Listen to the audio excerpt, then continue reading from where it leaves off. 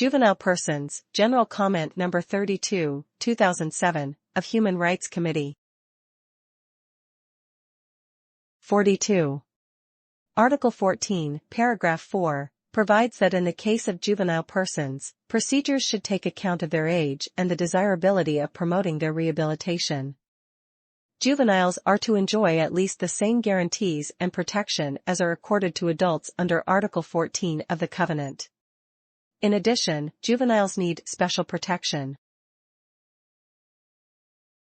In criminal proceedings, they should, in particular, be informed directly of the charges against them and, if appropriate, through their parents or legal guardians, be provided with appropriate assistance in the preparation and presentation of their defense. Be tried as soon as possible in a fair hearing in the presence of legal counsel, other appropriate assistants and their parents or legal guardians, unless it is considered not to be in the best interest of the child, in particular taking into account their age or situation. Detention before and during the trial should be avoided to the extent possible. 43. States should take measures to establish an appropriate juvenile criminal justice system, in order to ensure that juveniles are treated in a manner commensurate with their age.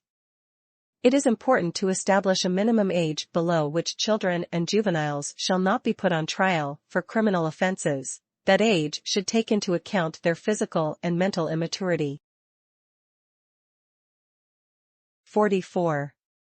Whenever appropriate, in particular where the rehabilitation of juveniles alleged to have committed acts prohibited under penal law would be fostered, measures other than criminal proceedings, such as mediation between the perpetrator and the victim, conferences with the family of the perpetrator, counselling or community service or educational programs, should be considered, provided they are compatible with the requirements of this covenant and other relevant human rights standards.